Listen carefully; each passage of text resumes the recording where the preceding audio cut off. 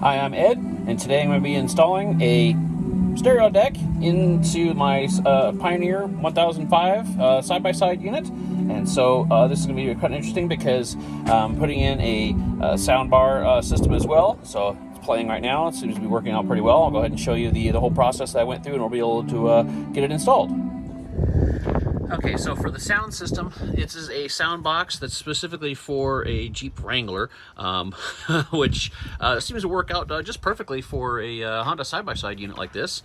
But you do have to do some minor fabrication. So I'll go ahead and show you how I did this, and I'll show you which parts I use. So, all right, so the mount for the sound box is using the 1/16 thickness square tubing. It's the 1 inch by 72 inch is what I got from Home Depot. But the reality is you only need about 2 feet of it. And then I'm using these U-bolts. I got the stainless because I'm neurotic like that. Instead of using the standard zinc, I wanted something a bit more sturdy.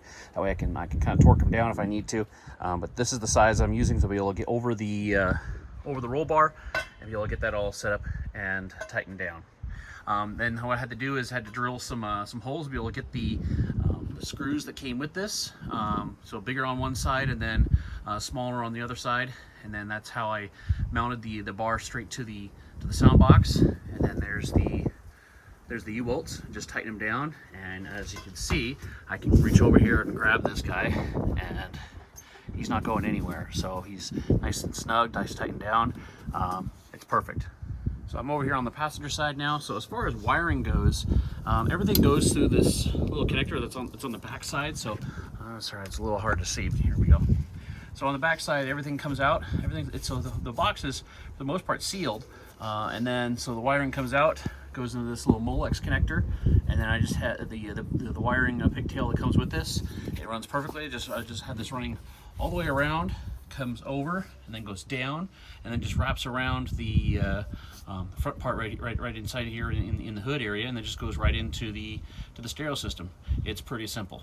One of the cool things about this, you don't have to wire the power, but if you do wire the power up and go ahead and put it in your fuse box, obviously, is it has dome lights as well. So that way we can go ahead and light that up and be able to see what's going on. Now it does come with incandescent. I can go ahead and put a link below for recommended ones, so to go ahead and swap that out, because I'm going to be ordering up some to be able to swap these as well.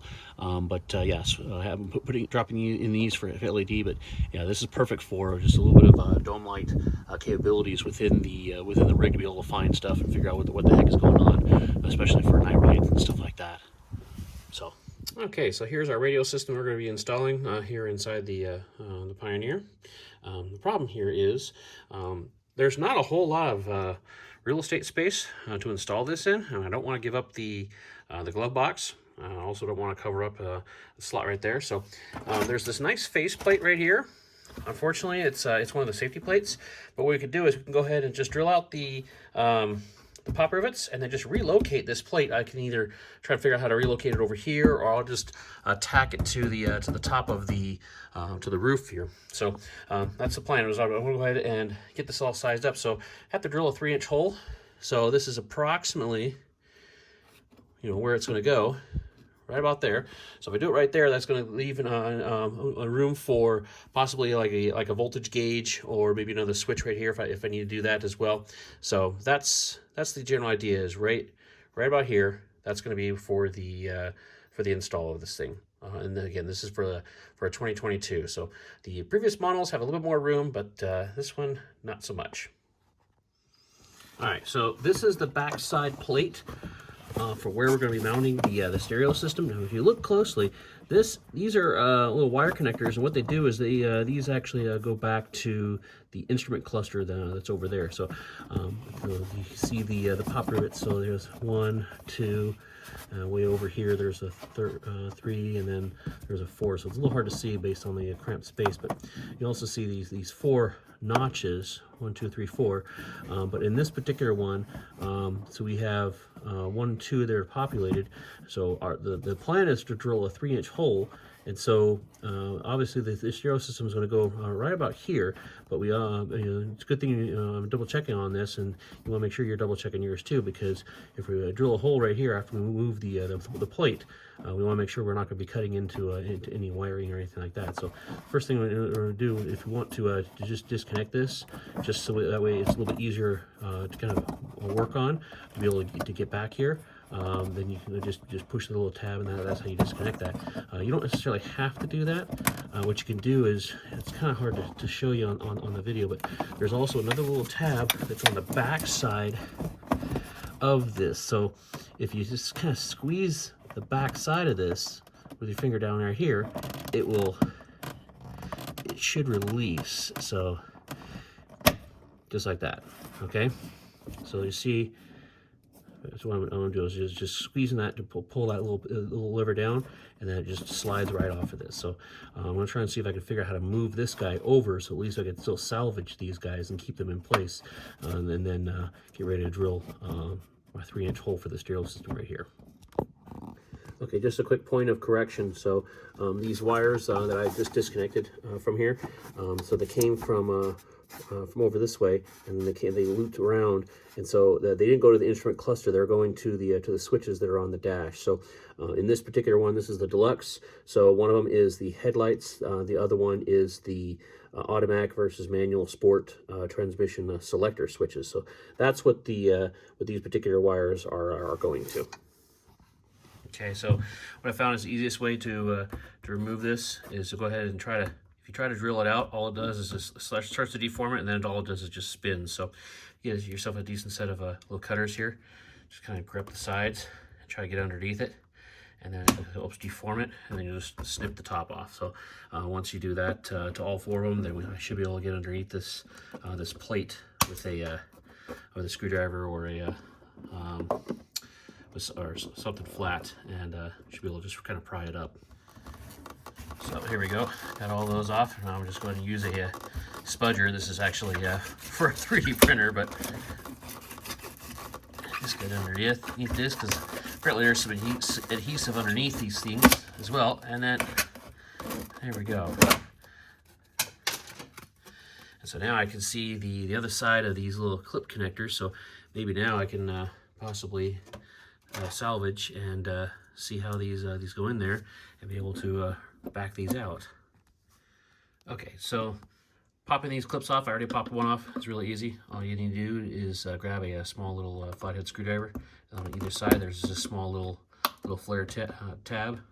Just kind of push that in on one side, and it'll start to move. Push it on the other side, and then it should just drop down in the back side of the hole, and then you just got to reach your hand in there and then fetch it. So okay, so this is before I drill in the hole. This is about where it's got to go. So you gotta make sure you have enough room on the top and on the side for the full piece to go in there, because obviously you have the seal and the bevel on there. So you gotta make sure you have enough clearance room all around that. All right, gotta be honest. Drilling a 3-inch hole in the dashboard of a side-by-side machine is gotta be one of the weirder things I've ever done. But anyways, just kind of paranoid just because it's all plastic. But now we're ready to go ahead and slide this guy in and see how well she fits and everything. All right, beautiful. So, all right, so this is how it's gonna always set up here. So now I'm just gonna grab the bracket, attach it to the back, and then screw it down. And then this guy isn't gonna go anywhere. And then I'll probably do something to go ahead and seal these holes up as well. Figure out how to attach this plate over here. I may shave off just a smidge off of the warning right here, because obviously we know it's a warning and everything like that, and it's also declared on the bottom side. But that way I can just relocate it and just put it all onto the glove box. So. All right, so before doing all the mounting and everything like this, there's no sense making this harder than it has to be. I'm gonna go ahead and pull the speaker wires up and go ahead and splice those into the stereo system here, and then go ahead and mount the stereo system, and then I'll go ahead and deal with the wire runs for the power for the electrical on that next. So prep your wires before mounting it, otherwise it's just gonna be a pain in the butt to get in there and properly make all your connections with the heat shrink and everything like that. Okay, so one of the best ways to do cable splices, especially for stereo systems like this, is I use these little kits. And it has all these little butt connectors that have little solder joints and everything like that, and it also has a little heat shrink tubes and everything. Makes a nice, good weather-resistant seal. So it's like a low temperature solder. So all you have to do is just slide it in here like this. Get your other wire, slide it in there, and then just get your heat gun,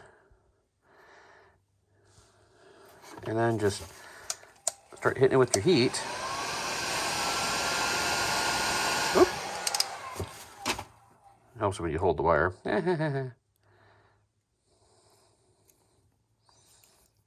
Hold the other one, get some stability out of that guy.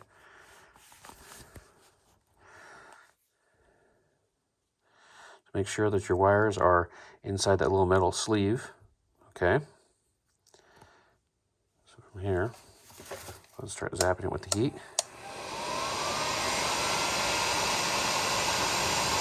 Here we go. Heat shrink on the one side. And heat it up.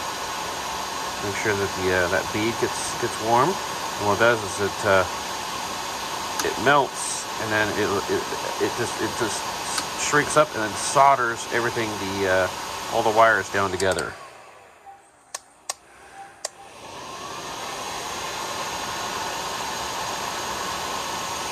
Here we go.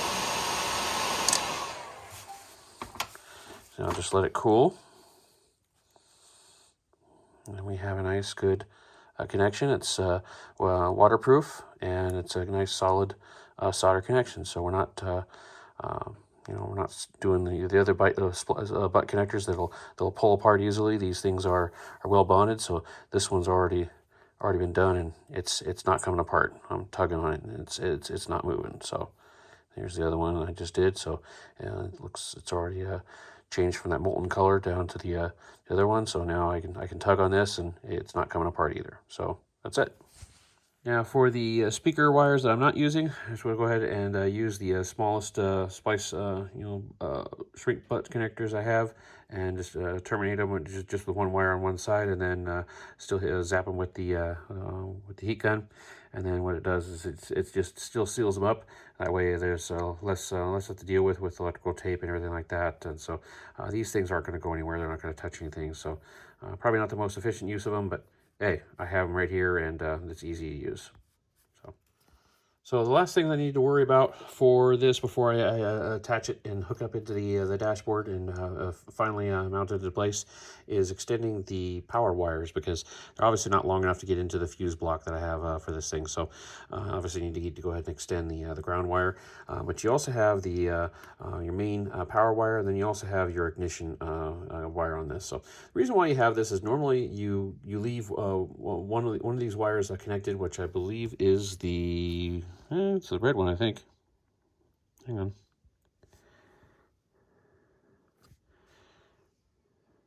Okay, so you want to go ahead and consult your wiring diagram. So what you have is yellow on this one goes to your battery, so that one's the one that's always connected, and then your red is your ignition. So the idea here is when power gets applied to your red one, it allows the unit to be turned on. So if you want to be able to just turn this on whenever, you will go ahead and just bond these two together, and then go ahead and splice that for your power. Now keep in mind that it will draw a little bit of power if you do wire this the other way, to where hey, you have this going to the battery, and then you have the other one going to ignition. The reason why is because this is how you maintain the clock on this thing. But at the same time, you're on side-by-side. Do you really care about the clock that's on this thing, especially when the onboard display already has a clock on board? So I'm not really going to worry too much about that. I'm going to go ahead and splice these together, and then run this to the fuse block, which is also turns on and off by the ignition after it goes through the stinger. So it's only going to be available for power when the key is on. So. Now, on this particular one, it also has a USB port on the back. What I could do is I can run a USB extension cable, and I can go ahead and have that plugged into the, sitting inside the glove box. Or what I could do is just take a small, slim USB thumb drive and just plug it into the back of this thing and have it loaded up with a bunch of MP3 files. So that way, when I'm out on the trail, completely off the grid, and I don't want to Bluetooth it from my device, I at least have some tunes already preloaded on something that this thing can play. The other side of this would be an antenna of some kind, so I can go ahead and pick up an antenna, and I can go ahead and run that. It's not totally necessary, considering I'm going to be doing most of this, tunes for my system or from USB. But if you want to go ahead and pick up, like say, weather radio, AM, FM, you have the option of obviously getting an antenna, and this is the socket that you would plug this into. Okay. The most pain in the butt part of this whole project was tightening the screws on the back of the stereo to be able to keep it mounted up onto the dashboard. Mostly because I could not find an 8mm wrench. But hey, onboard toolkit for the win. Okay, so one more thing I did is I took the USB cable from the stereo and just kind of routed it through this little wiring loom, so that way it's up and out of the way, and just sits up here. You can also just zip tie it, but I had to take a small little slim thumb drive. I can go ahead and load MP3s on it, and I can go ahead and have that for my offline media, so when I'm off grid. So very easy to get to, and it's up out of the way, so in case any water does dribble in here from rain or anything like that, at least it stays up here. Okay, did the first ride with the stereo system, and it seems to work out pretty well. I'm pretty happy with it. If I did crank it up like really loud, it did start to get a little bit garbled and a little bit distorted, but you're going to get that with any sound system at all. So if I wanted to really peak out and go hog wild on the volume, then I'd probably have to adjust the bass down a couple notches. But the reality of it is, can I still hear it when I'm going, say, 25, 30 miles an hour on a trail? Yes, absolutely. Can I still make out what song it is? Can I still rock out? Yes. Is it super blazing like a concert? No. That's the gist of it. The speakers, the larger ones, the ones that were, where some of the distortion was coming from, I could probably swap those out. They are standard 6-inch speakers, so just a couple screws, drop the plate, and then just swap them out, and I might be able to get some better reception, but be able to hear it better. But the reality is, it's still a pretty decent setup for what we're doing. The family ride, we'll all be able to hear it, and it's still great. Okay, so that was the install and everything for my stereo system that I added to our Pioneer 1000-5. Hopefully this is helpful to everybody. If it is, please hit the like and subscribe buttons. Don't forget to check the description stuff below for all the links of everything I've talked about within this video. And happy riding!